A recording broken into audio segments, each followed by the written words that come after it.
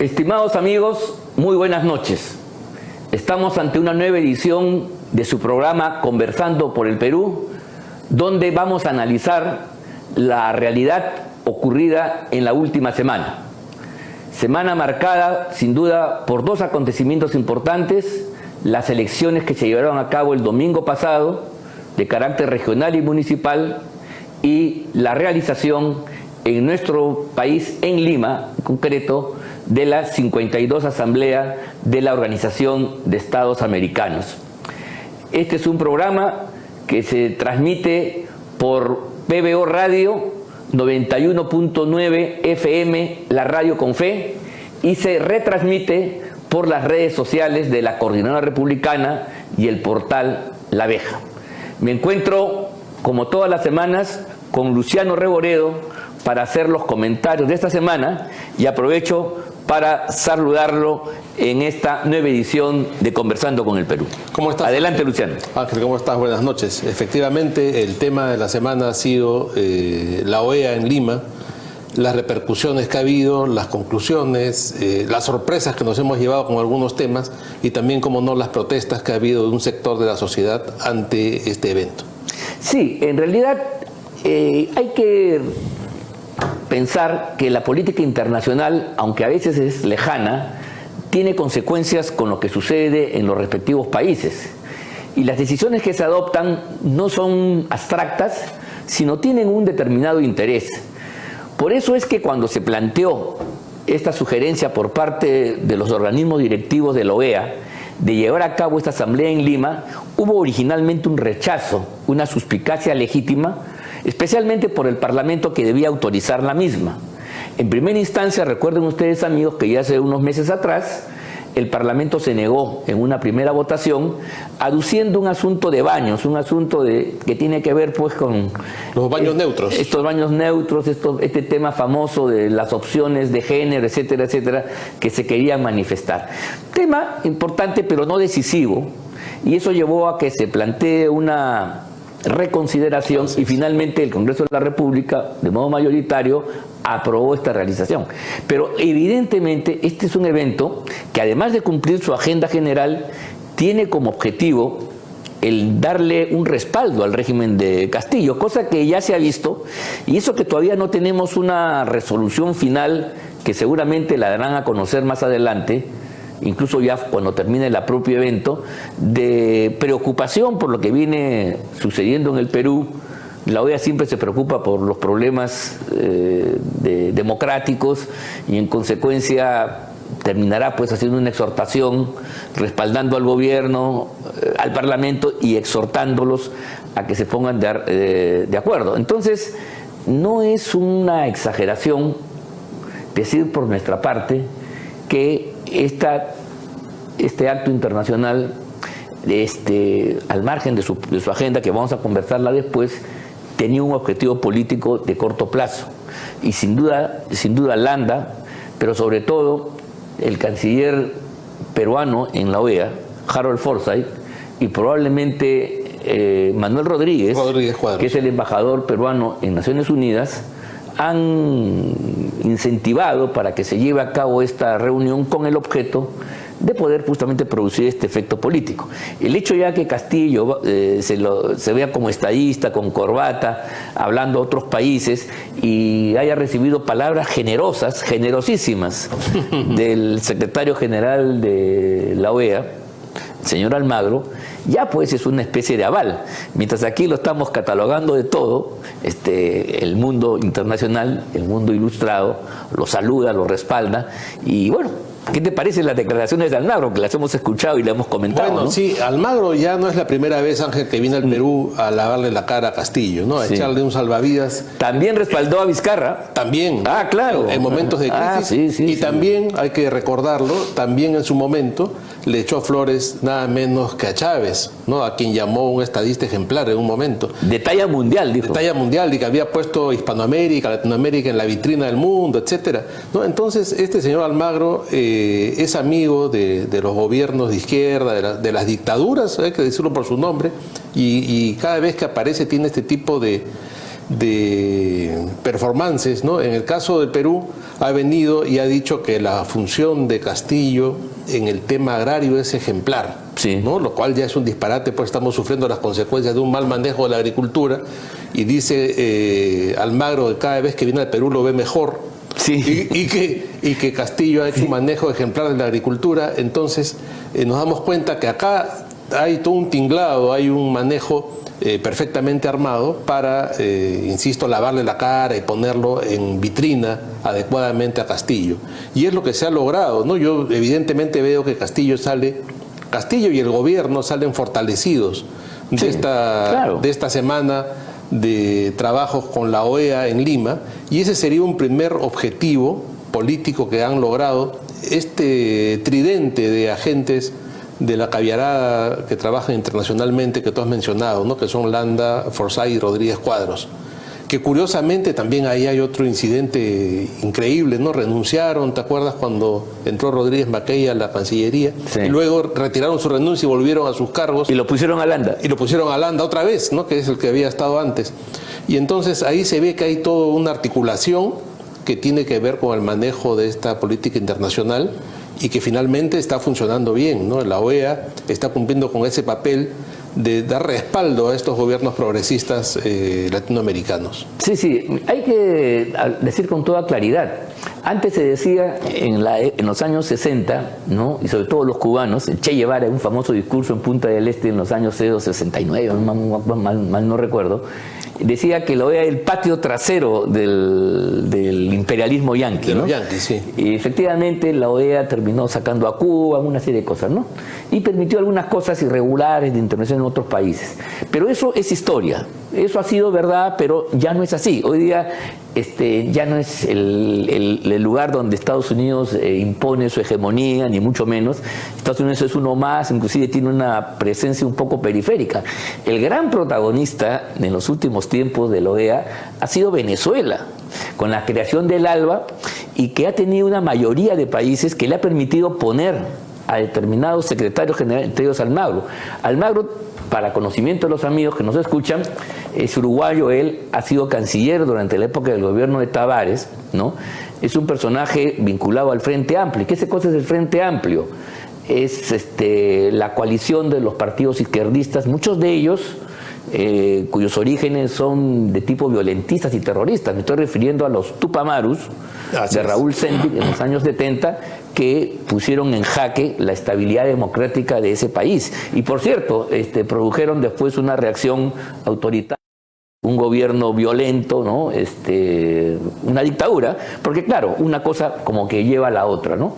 Entonces, estos son los antecedentes de Almagro, y por eso es que en esta entrevista que estábamos comentando, él dice que es innegable, lo da por un hecho, no es un tema de opinión, es incuestionable, dice, que el papel que Chávez ha cumplido para América Latina y para la humanidad, para el mundo. Claro, y habla de Mercosur, el ALBA como ejemplos, ¿no? Como ejemplos de unidad latinoamericana, y entonces hoy la OEA no solamente tiene un secretario general que ha ganado con estos votos de estos países, sino que además, si miramos el mapa latinoamericano y vemos los gobiernos, vemos que en América Latina hay, lamentablemente, tristemente, una hegemonía ¿de quién? De los partidos que están agrupados, ¿dónde? En el Foro de Sao Paulo, que es la famosa izquierda. El Castillo es uno de ellos, como con Perú Libre, Juntos por el Perú, todos son del Foro de Sao Paulo, y salvo en América Latina, salvo hoy día Brasil y Ecuador, y creo que Uruguay también, Uruguay, ¿no? Sí. Y Paraguay, el resto de los países, incluyendo México,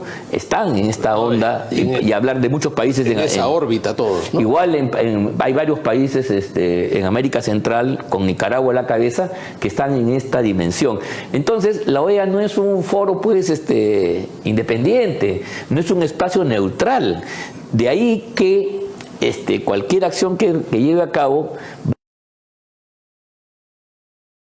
¿Esto es mucha suspicacia o no? No, es evidente, ¿no? Lo que pasa es que el común de la gente, cuando ve estos foros y todas las banderas y claro, la manera que funciona, se imagina que es pues algo de otra naturaleza, ¿no? El propio Almagro se presenta como un funcionario de alta categoría internacional, entonces uno no se imagina que detrás de eso hay toda esta estructura que responde a intereses políticos, ¿no? Definitivamente. Bueno, entonces queda claro que esto es para favorecer a Castillo, ya está, y vamos a ver qué repercusiones hay más adelante. Pero tú has tenido oportunidad de establecer relaciones con algunos grupos y personas y representantes de sociedad civil que han participado dentro del organismo, dentro de la Asamblea, y tienen una visión que me gustaría que la refieras frente a los temas que han sido objeto de esta asamblea. Sí, hay una Cuéntanos, cosa, por favor. Una cosa muy interesante, Ángel, que es bueno compartir con quienes nos siguen en el programa. En la asamblea de la OEA hay una participación de voceros de la sociedad civil. Son instituciones que trabajan durante años cerca de estos organismos internacionales y logran una acreditación por su trayectoria, por su experiencia, por sus aportes, ¿no? Entre ellos, por ejemplo, hay un organismo, una asociación que tiene su sede en Washington, que es el Global Center for Human Rights. Así es. Que preside Sebastián Fuchs. Sí. Él es un argentino que tiene una larga trayectoria de muchos años en el tema de derechos humanos y el seguimiento de estos organismos. Y esta organización ha detectado y ha denunciado en un informe muy importante cómo funciona, por ejemplo, el sistema interamericano de derechos humanos, ¿no? Este sistema, que tiene como integrantes a la Corte y a la Comisión Interamericana de Derechos Humanos, fueron creados en la OEA y en su origen se estableció que su financiamiento directo tenía que ser los recursos recaudados por la OEA, de los países miembros. De los países miembros. Obviamente, claro. ¿No? Y su razón de ser era, como lo dice su nombre, ¿no? La protección de los derechos humanos, tanto como una comisión como una corte, en base al famoso tratado que todos los países miembros han firmado. Claro. ¿No? Sí, el Tratado de Constitución de la OEA, claro, es para la seguridad hemisférica, para la defensa de nuestros países frente al mundo y también para promover la democracia, los valores propios de una vida civilizada, sin duda alguna. Y es un tratado excelente que defiende la vida, defiende la libertad, defiende la familia, defiende todos esos valores en los que todos creemos, la democracia, etcétera. Sin embargo, de un tiempo a esta parte, en los últimos 15, 20 años, esto ha venido variando. ¿Y qué es lo que encuentra esta institución de seguimiento al tema de los derechos humanos? Que en un momento se dijo, bueno, no hay suficientes recursos, se abre esto y puede haber instituciones, estados y otros que aporten para el sostenimiento del sistema interamericano de derechos humanos. Entonces empiezan a entrar ONGs y estados no miembros. Y entra, por ejemplo, la Unión Europea, entra el gobierno alemán, entra el señor Soros con su Open Society, entra la Fundación Orcus y otras que están totalmente identificadas con temas ideológicos, sobre todo temas de género, temas de la agenda LGBT, temas del aborto, como Soros. O sea, son grupos que quieren cambiar la cultura de los países porque creen que eso es sinónimo de progreso. Exactamente. Vamos a decirle una sola palabra, ¿no? ¿Ya? ¿Y qué es lo que hacen? Ellos dicen, bueno, yo te voy a dar 250 millones, pero están dirigidos a que la comisión genere un informe respecto a la declaración del aborto como un derecho humano, por ejemplo. El otro dice, yo te voy a dar 100 millones de dólares, pero es para dirigir la sentencia en el caso del señor fulano de tal que tiene un litigio con el Estado de Ecuador, por ejemplo. ¿Y qué cosa es lo que pasa? Esto es, como explicaba Sebastián claramente en una conferencia que hizo anoche, es como si uno de nosotros tuviera un juicio y viene la otra parte, o viene una X parte y le dice al juez, mira, te voy a dar 10 millones para que lo sentencies a Ángel Delgado. Sí, más o menos. Lo condenes a Ángel Delgado, más o menos. O para apoyar a tu juzgado, no tiene ni que decirlo así. Pero el otro es explícito, el otro es implícito. Pero lo cierto es que acá lo dicen. Es increíble, porque la donación va con nombre y va condicionada. Entonces, ¿qué ha sucedido en los últimos años? La Corte Interamericana de Derechos Humanos ha funcionado con donaciones condicionadas para dirigir sentencias y la Comisión Interamericana ha evacuado una serie de informes y recomendaciones a los estados en base a donaciones millonarias que vienen con condicionamientos de qué es lo que tienen que decir en esos informes, ¿no? Esto es terrible, eso es una denuncia gravísima. ¿Y qué es lo que sucede? Según también lo que dice esta institución, que como estos grupos ideologizados que tienen una agenda concreta, que ya no es necesario seguir mencionando, todos lo conocemos, no han logrado establecer leyes y establecer costumbres y cambiar la cultura y todo eso en estos pueblos a través de lo normal que sería, por ejemplo, que la gente vote por leyes de ese tipo, que haya referéndum y se apruebe el aborto, que los parlamentos de cada uno de estos países tengan estas leyes, lo hacen desde arriba, a través de sentencias de la Corte o a través de una sucesión de informes financiados por estos organismos, ¿no? ¿Y qué sucede? Luego vienen los lobistas. Van a los diferentes parlamentos y le dicen al congresista: oye, ¿usted cómo va a votar en contra? ¿Cómo va a votar en contra del aborto si, mire, hay 5, 6, 7, 8 informes del sistema interamericano de derechos humanos, claro, que dice que es un derecho humano, usted no puede ir contra esto? Y lo sorprenden, ¿no? Y mencionan el caso de Guerrero en México, por ejemplo, donde hubo un enorme lobby que hizo pasar por vinculante una serie de informes que no tienen ningún valor. Sí. ¿No? Y eso es lo que hacen luego de que esto viene financiado. ¿Quiénes financian? Insisto, ONGs, por ejemplo, Canadá, que no está no es parte del sistema. Que no es parte del sistema y que todos conocemos el carácter del gobierno de Canadá progresista, que está con toda esta agenda, es uno de los que más aporta para estas causas. Sí. No, es algo que hay que tener en cuenta, es terrible, ¿no? Es muy interesante lo que nos has narrado, porque esta es la otra historia que los peruanos tenemos que conocer e incorporarlo a las agendas y preocupaciones nacionales. O sea, la lucha por la democracia, por defender la república, los valores de la libertad, el desarrollo, la economía de mercado, el progreso, no se circunscriben al ámbito nacional. O sea, obviamente el mundo está globalizado, eso nadie lo va a negar, y por lo tanto tenemos que entender que la esfera internacional también es un plano de disputa, de pelea de ideas, y si nosotros, los demócratas, los republicanos, no dejamos de lado este campo va a ser copado. En el caso de la OEA es claro, hasta fin de los años 80, ¿no? La OEA fue diseñada como un organismo para la protección del continente, la llamada seguridad hemisférica, evidentemente promovida por Estados Unidos en la época de la Guerra Fría, ¿no? Inclusive teníamos un tratado, un TIAR, que era para la defensa militar en el caso que se produjera algún tipo de agresión. No funcionó, por ejemplo, en el caso de Argentina y las Malvinas, pero sí. En fin, esa es otra cosa. Cuando termina la Guerra Fría, cuando cae el muro de Berlín, esta posición de la OEA empieza a cambiar mutuamente. Y entonces, quienes habían sido un poco excluidos empiezan a ganar terreno. Y entonces, estos organismos internacionales y particularmente el sistema ha sido ganado por fuerzas radicales, izquierdistas, progresistas en todos sus variantes. Y entonces, desde la nueva posición, empiezan a hacer una influencia.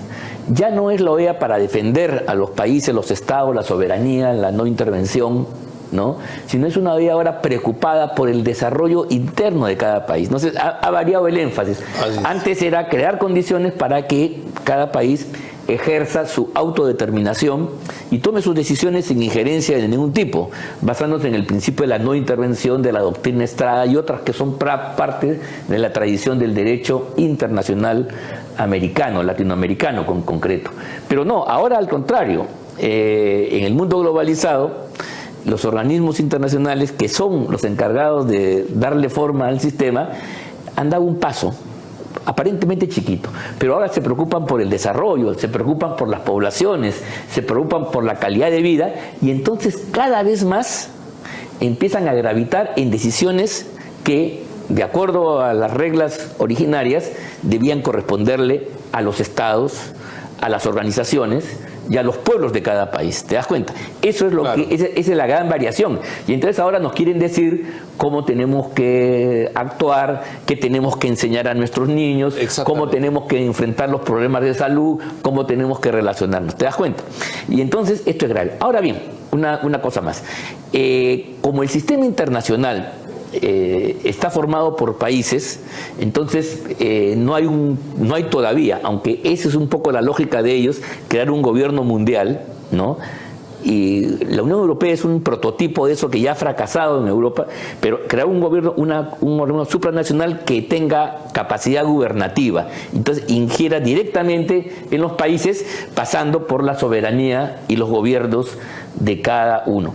Pero bien, entonces las decisiones que se adoptan en la Asamblea son decisiones ilustrativas, no vinculantes, salvo que sean tratados específicos. ¿Te das cuenta? Las declaraciones, las resoluciones que sacan son invocaciones. Entonces uno dirá, eso no tiene importancia.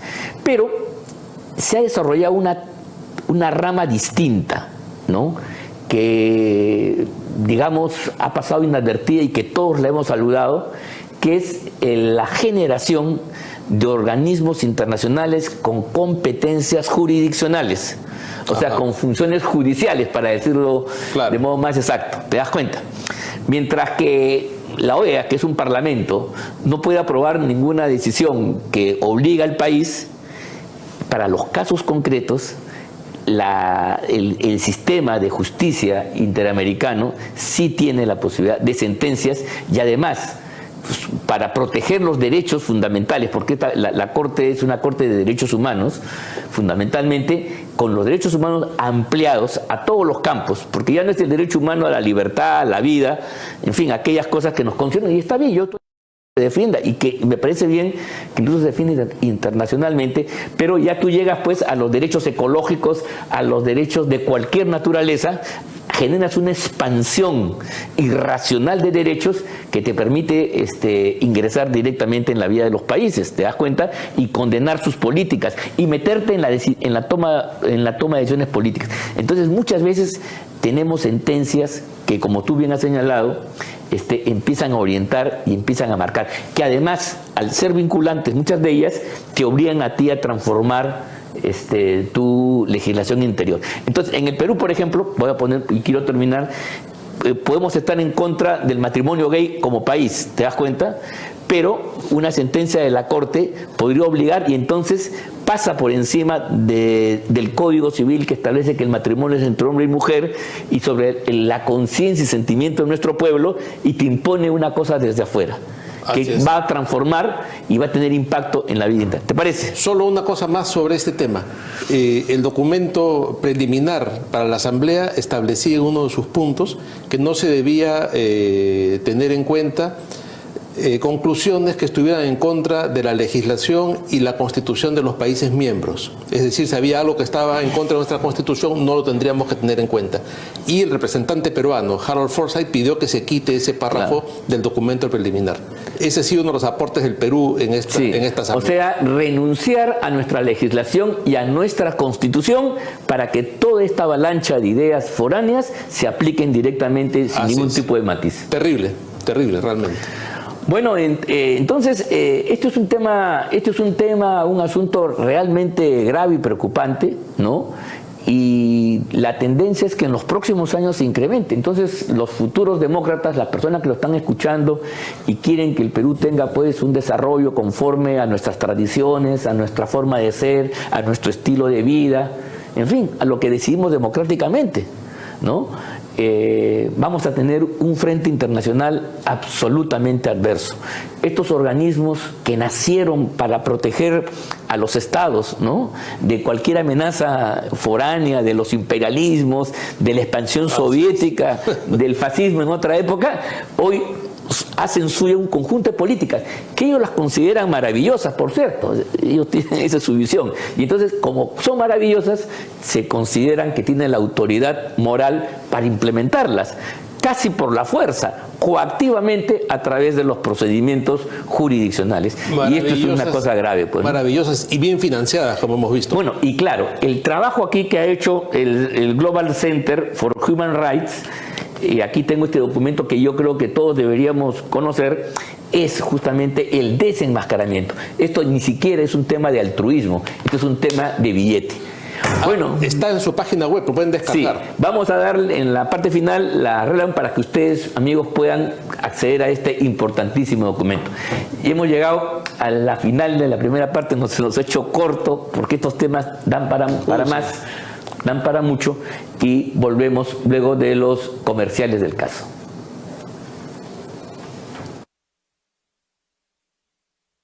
Así fue.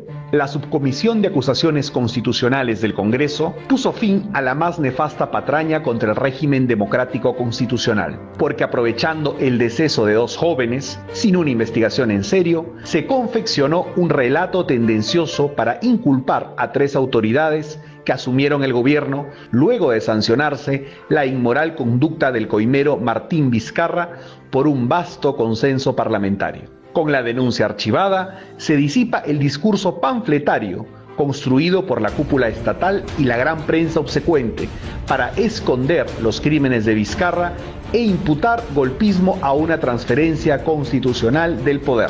Entre el llanto de extremistas y caviares, se ha desechado esa pseudo-memoria colectiva destinada a generar un sentido común antirrepublicano, capaz de erosionar las bases mismas de la democracia peruana. Se hizo justicia. La Coordinadora Republicana es un espacio público de la sociedad civil que agrupa ciudadanos que, con independencia de sus particulares posiciones políticas o ideológicas, defienden y promueven los valores republicanos, los principios democráticos y la vigencia del Estado constitucional de derecho, rechazando cualquier intento de desconocerlos, reducirlos o desvirtuarlos. La Coordinadora Republicana se opone a las políticas que, primero, pretenden sustituir las instituciones y el procedimiento democrático por la presión de las turbas callejeras.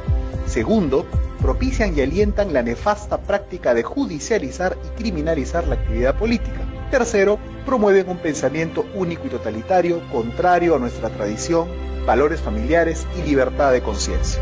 La Coordinadora Republicana defiende los valores del Perú.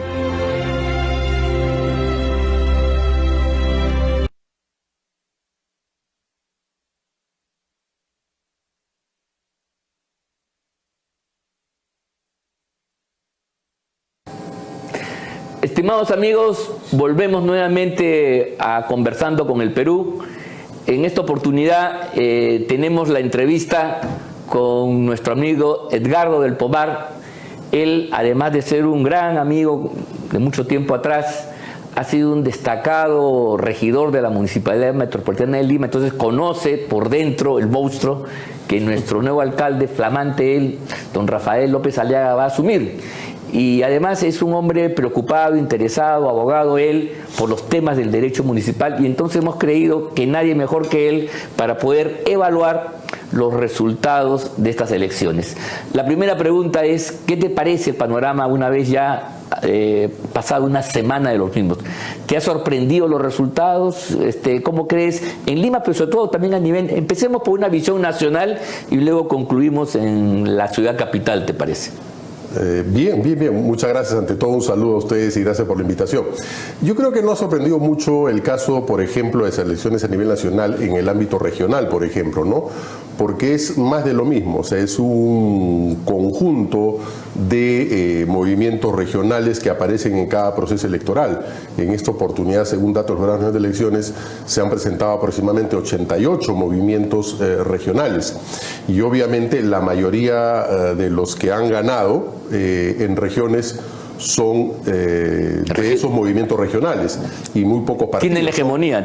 La hegemonía, aproximadamente 17, ¿no es cierto? De 25 y 8 de partidos políticos, ¿no?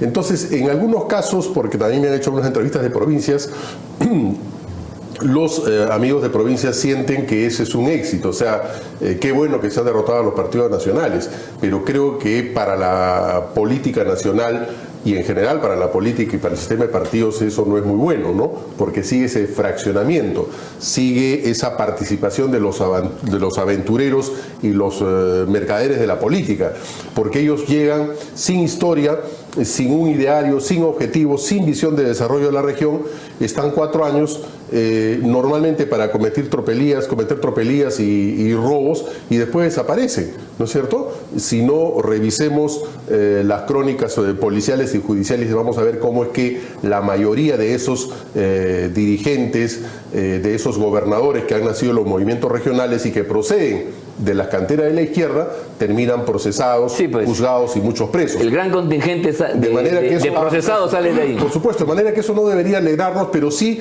llamar la atención a los partidos nacionales lamentablemente lo que tenemos. Ahora, después vamos a hablar de los partidos nacionales.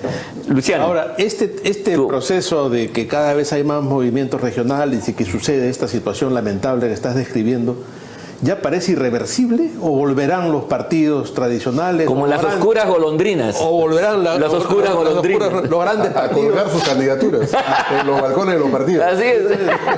Yo lo veo cada vez más difícil, ¿no? O tendremos la esperanza de que vuelva a haber partidos sólidos, nacionales, con doctrina, con una estructura democrática.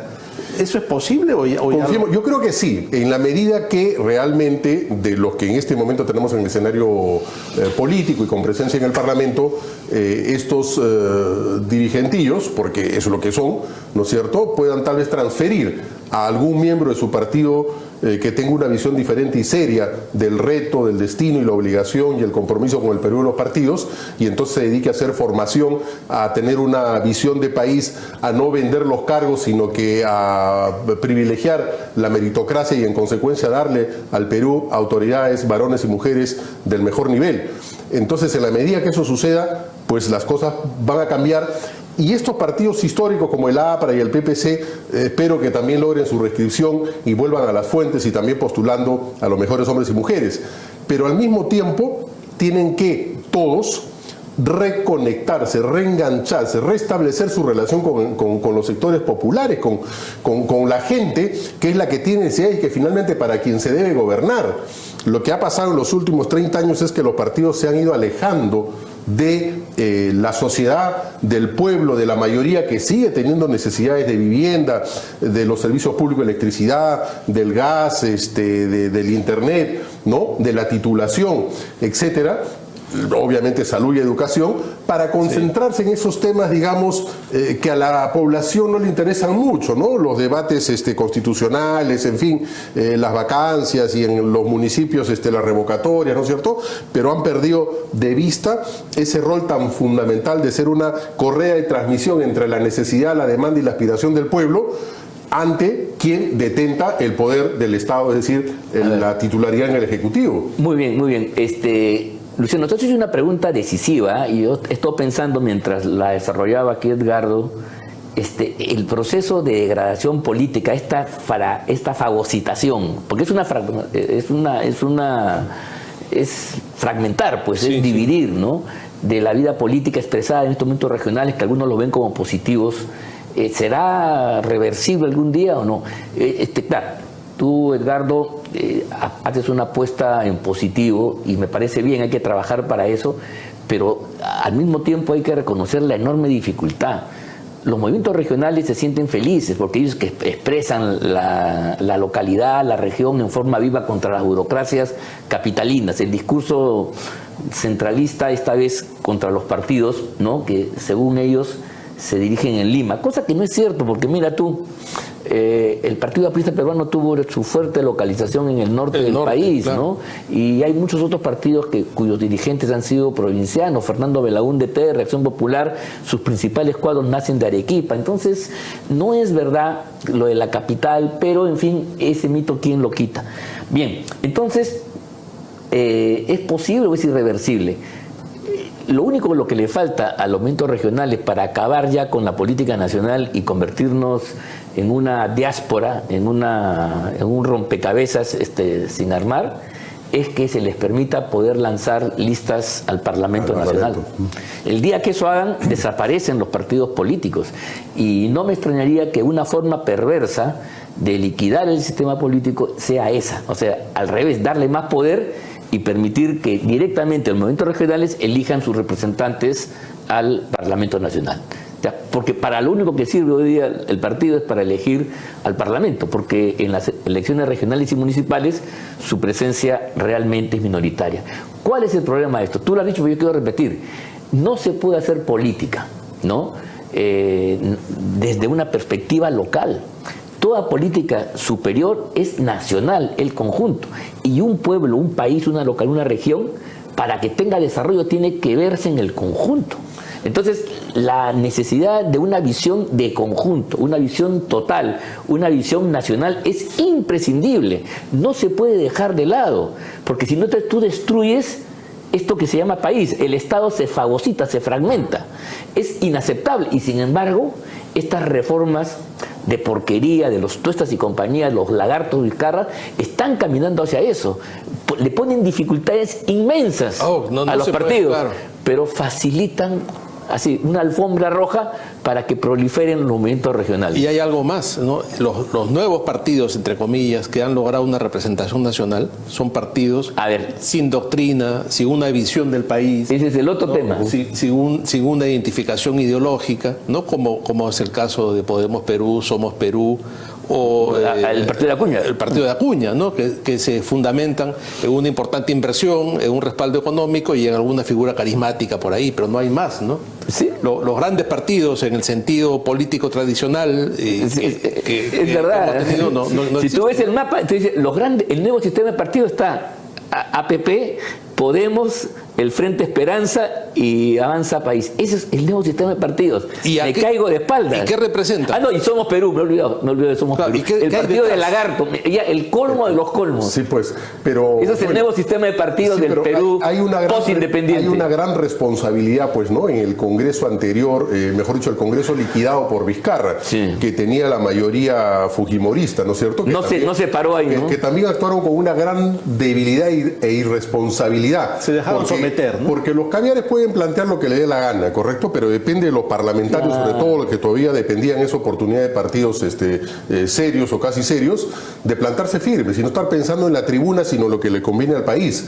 Y entonces esa es una gran debilidad. O sea, la debilidad de los parlamentarios tiene como consecuencia justamente la debilidad del sistema. Y entonces deberíamos ir a eso. Porque realmente si somos una república unitaria y hay políticas de Estado y existe la obligación de que los tres niveles de gobierno puedan trabajar coordinadamente para el cumplimiento de esas políticas de Estado, no podemos permitir este tipo de movimientos u organizaciones políticas en las regiones que no tienen ni idea de lo que son las políticas de Estado y en consecuencia no pueden articular políticas regionales y menos servir de apoyo a los gobiernos regionales para lograr el desarrollo económico, que es la principal finalidad. Se vuelven pedigüeños por naturaleza, porque tú no puedes pedir nomás, no tienen más que pedir, alzar la mano para que den algo. Entonces ahí vemos la carencia y la necesidad de los partidos políticos serios, donde se hace capacitación y formación y se les enseña desde muy jóvenes a los políticos que pertenecen a esa casa, ¿no? Cómo es que se tiene que gobernar en cada nivel de gobierno y cuáles son las políticas de Estado y cómo es que se tiene que hacer las propuestas para alcanzar esos objetivos.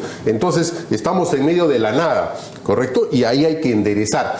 Así las tribunas pifeen y silben y tienen botellas o lo que quieran, tienen que ser firmes los parlamentarios, que son finalmente los que aprueban la ley, para poder enrumbar al país y realmente que esta democracia se sustente en un sistema de partidos y no en estos grupos, ¿no es cierto?, independientes que, como he dicho hace un momento, no son sino clubes de amigos y de mercaderes de la política, ¿no? Sí, pues, claro. Ahora, esto que estamos hablando de los momentos regionales, que ya es crítica, no tiene como contraparte pues una estructura de partidos, porque mira, si vemos el mapa, como decía hace unos instantes, el nuevo sistema de partidos es el que está conformado por Alianza para el Progreso, Podemos, Somos Perú, Avanza País y ahora ha nacido el Frente Esperanza.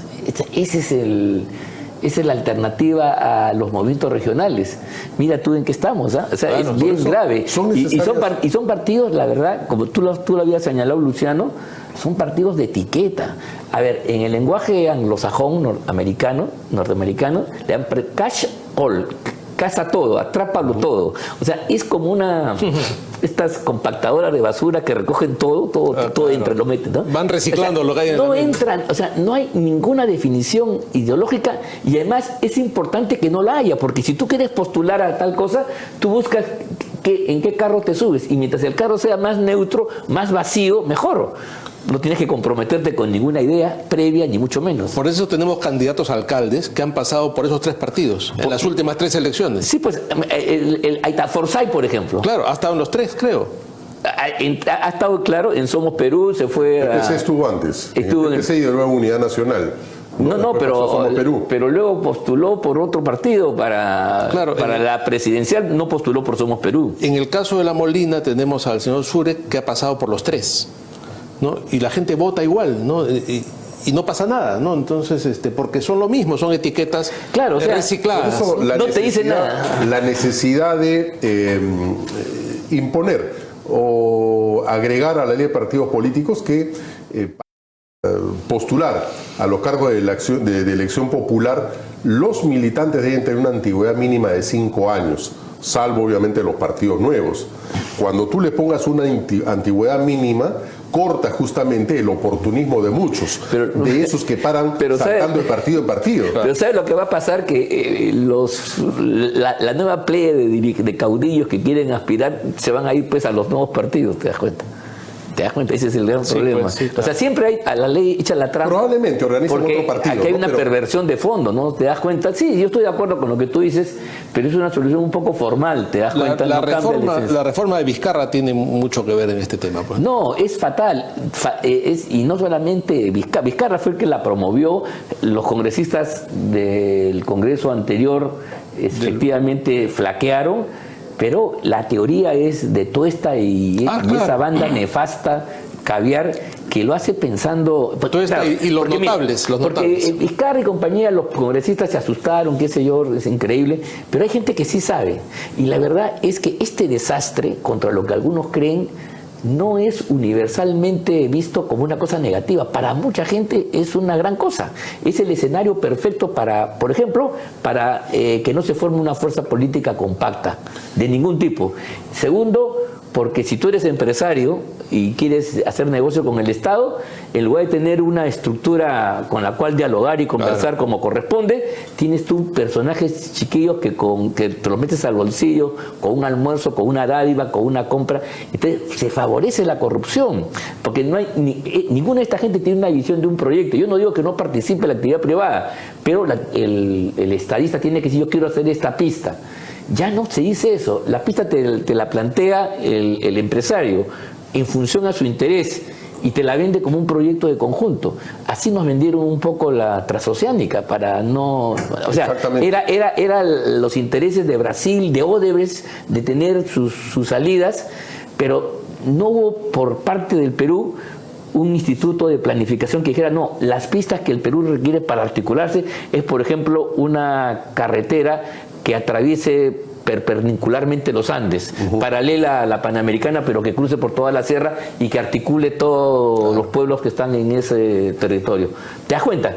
Ese tipo de cosas, o la carretera central, que es fundamental. Entonces te vas por las cirzas, todo lo demás, pero ¿quién la plantea? La plantean las empresas con una lógica de lucro o su beneficio que no coincide con el interés de todos, el interés nacional. Y luego también el Ejecutivo los capta muy fácilmente. No, por supuesto. No, los trae a Lima, los lleva a Palacio, les ofrece unas obras y ya son... No, es terrible, ¿no? Volviendo justamente a si esto es irreversible o no, los movimientos independientes. Yo creo que son necesarias algunas modificaciones dirigidas justamente a fortalecer los partidos, y los partidos tienen que salir a predicar, pues, ¿no? Como en el pasado, que nos hemos hecho política, viajábamos por todo el país, interesándonos en los problemas de sindicatos, de pescadores, de maestros, de trabajadores de salud, de trabajadores agrarios, de los campesinos, del movimiento popular. Y entonces uno llegaba a Lima no para sentarse con una relación de personas con las cuales te ves reunido, sino para poder gestionar sus peticiones y después dar respuesta, dar cuenta de los resultados de esas gestiones. Y en consecuencia había una relación entre el partido político y la base social, la base popular y trabajadora. Pero no solamente para apoyar, sino porque tú como dirigente en esos viajes te formabas, aprendías. Yo también he viajado por todo el país. Lima o te pones a pensar, tienes una visión del conjunto, no te lo han contado. En cambio, esta gente que se encapsula en su territorio, en su localidad, en su región apenas, no tiene esa visión que tú, por ejemplo, la has tenido por haber viajado, haber compartido, haber escuchado a la gente, haber participado de sus problemas y sus luchas.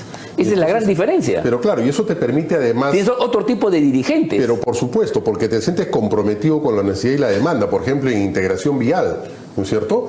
En este caso, las regiones tienen esa obligación de interconectar el territorio de la región. Sin embargo, se dedican a hacer canchita de fulbito, ¿no? A hacer veredas por los municipios, monumentos, por ejemplo, ¿no? Sí, pues. Y dentro de ello vemos como la población ornato en el mejor de los casos, embrutecida por algunos programas pues de los medios de comunicación, no todos por supuesto, premian, como le ha pasado al alcalde de Moche, ¿no es cierto? Que lo único que ha hecho son estos monumentos a los huacos eróticos. Lo premian. Pero ha ganado, perdón, ha ganado. Sí, claro. Les ha ganado chongueramente, le ha ganado a Tacuña. Pero si bien es cierto, le ha ganado y muy bien por él, ¿no? Pero mal por la ciudad, porque finalmente, ¿cuáles son sus logros frente a un distrito que tiene tantas necesidades? Donde se han muerto muchos ciudadanos por el tema de la pandemia y un centro de salud que no estaba para nada atendido por la propia municipalidad, menos por el MINSA.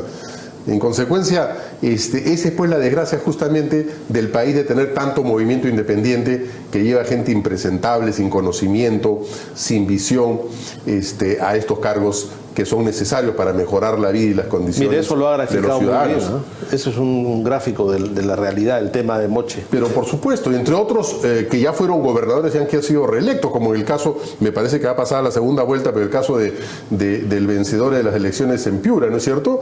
O sea, frente a las lluvias, simplemente no hubo reacción, ¿no? Gilbeck, ¿no es cierto? O sea, no es que haya sido pues un extraordinario, ni siquiera un mediano gobernador en tantos resultados, y entonces no entendemos a la población cómo es que... Oscorima, por ejemplo, en Ayacucho, ¿no es cierto? Entonces, que estaba perseguido. Aquí, por ejemplo, la exigencia a los medios de comunicación de hacer docencia, ¿no? Porque es parte de eso. De pronto ellos en la campaña pues mandan el TikTok y así convencen a los ciudadanos distraídos y sin memoria.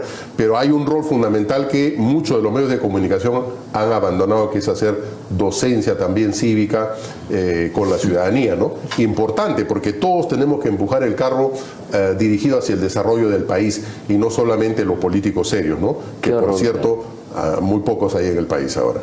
Es una visión deplorable. Sí, la verdad que me quedo y veamos, según los datos, como le decía hace un momento, relacionados con Lima, ¿no? Bueno, entremos a Lima, pues a ver, ¿qué te parecen los resultados aquí en la gran capital, en las 3 veces coronada Villa? Los resultados, la ciudad de los Reyes. Los resultados hemos visto primero. Se confirma y se reconfirma justamente que hay 1/3 de ciudadanos en Lima que no les interesa cómo van las cosas en su país. O sea, les da igual que salga A, B, C o D. Y en las zonas altas, ¿no? Y en las zonas altas sobre todo, ¿no es cierto? Habría que ir pensando a ver qué sanciones se podría imponer, porque no pueden, salvo pues un ciudadano que se haya accidentado, que perdió el DNI o se enfermó de pronto, no lo sé, pero alguien que no le importa y compre el trago una semana antes y los chorizos para irse a comer ese día de elecciones, yo creo que paga su multa sin problema. Y en consecuencia yo creo que hay que también tomar alguna medida respecto de eso, pero ese es el primer tema, ¿no? Ese porcentaje altísimo de ciudadanos que no les importa, sobre todo en el sector medio y alto. El segundo, que los resultados nos demuestran que hay, si se quiere, un mandato de la población de que tiene que haber diálogo, tiene que haber conversación, tiene que haber acuerdos y por lo tanto, para el que ha ganado el reto de asumir un liderazgo serio, porque ya no se representa a sí mismo ni a su partido, sino representa a la colectividad. A todos los limeños, ¿no? Y entonces, en ese caso, hay que meditar bien lo que se dice y lo que se hace. Porque además de esa obligación natural y sensata de dialogar y de conversar, existe una obligación jurídica. Parece que sus asesores están peor que él. Y entonces no han leído el artículo 7º del título preliminar de la Ley Orgánica Municipal, que dispone coordinar entre las autoridades de los 3 niveles, del gobierno local, regional y el nacional. O sea, no es cuestión de que a mí no me gusta y entonces no converso con nadie. ¿Por qué? Porque hay un interés superior, el interés público, el bien común. Y en consecuencia, por esos ciudadanos que me han elegido y por los que no me han elegido, yo tengo el deber moral y la obligación jurídica de dialogar y conversar, porque de lo contrario no podrá hacer absolutamente ni siquiera prestarse plata, ni siquiera endeudarse, ni siquiera obtenerlos en préstitos, porque hay una ley de endeudamiento que señala que si tú quieres colocar bonos fuera o traer dinero de fuera, tienes que tener pues el apoyo. El aval de la República. El aval de la República, pero primero la aprobación del Ministerio de Economía y Finanzas. Claro, Entonces, si no hay diálogo, ¿cómo lo hacemos? Sí, pues. Sí. ¿Correcto? Segundo, sabemos que Espero que ellos también lo sepan, porque parece que no, por sus declaraciones. Pero el déficit de infraestructura solamente en Lima es de 50.000 millones de dólares. Sí. ¿De dónde sacamos esos recursos? Sí, claro. Vamos a tener la capacidad de poder, porque hasta ahora no hemos escuchado nada, implantar nuevas fuentes de financiamiento. ¿Cómo? Impuestos, más arbitrios, claro, con los arbitrios del cercado de Lima, que es lo que lo mantiene el gobierno metropolitano. Esa es una cosa que no se sabe. ¿Va a poder hacer obras para toda la región? Por favor. El cercado mantiene a toda la metrópoli. Que lea la transferencia de salud y educación por ahora, porque quiere todas. Con el presupuesto que tiene el programa regional de Lima de 600 millones de soles, que solamente frente al Callao, y hablando solo de región, sin sumar los presupuestos municipales, porque Lima es las dos cosas, el Callao tiene 1.635 millones de soles de presupuesto y todo el canon aduanero. Ajá. Por no compararlo con Piura y Cajamarca, que tiene más de 3.000 millones de soles. Entonces tiene que dialogar para ver la forma en el Parlamento y con el Ejecutivo de que se impongan transferencias permanentes para la capital de la República, donde está concentrada más del 30% de la población del Perú y se genera más del 35% del PBI. Sí, está bien. Y en consecuencia, todas esas deficiencias y externalidades son las que dificultan el desarrollo económico del país. Insisto, las finalidades del gobierno en general son dos: prestación de servicios públicos y promover el desarrollo económico. Y el éxito de los estados radica en el éxito de las ciudades. Y entonces, ¿cómo promovemos nosotros el desarrollo si no tenemos vías de comunicación y los costos de transporte se van a incrementar? Si no tenemos buenas vías para llevar el producto de la industria al puerto, ya no somos competitivos. Entonces, pensando en términos económicos también, hay un gran reto, ¿no? Y en consecuencia demanda al alcalde nuevo, a López Aliaga, a ser sensato y a poder modificar su posición. Luciano, ¿algo para terminar? Bueno, bien preocupante lo que nos dice Edgardo, y sin duda López Aliaga, que es un hombre inteligente, yo pienso va a recapacitar. Sí, yo creo que sí. Y deben ser frases para la tribuna. Yo digo lo siguiente, que espero de bien. Yo lo conozco a López, hemos sido regidores en Lima, espero que cuando ya termine la adrenalina propia de la campaña, el efecto de la campaña, empiece a ver la realidad de lo que recibe, entonces entenderá que efectivamente tiene pues que comportarse como alcalde. Y que no olvide López Aliaga, que es católico, creo que como nosotros también, que a quien más se le ha dado, más se le reclamará, dice la Biblia. En consecuencia, él está más preparado que el presidente, y los ciudadanos le van a exigir más a él, mejores resultados. Claro, y la competencia con el gobierno es haciendo cosas que el otro no hace para demostrar una eficiencia superior. Bueno, nos ha ganado el tiempo, mis estimados amigos. Llegamos al fin de este su programa, que espero que haya sido del agrado de todos, recordándolos que se transmite por PBO Radio 91.9 FM, la radio con fe, y se retransmite por las redes de la Coordinadora Republicana y el portal Abeja. Muchas gracias a todos ustedes por su atención y nos vemos la próxima semana, el próximo sábado a la misma hora. Muchas gracias. Muchas gracias, Ángel.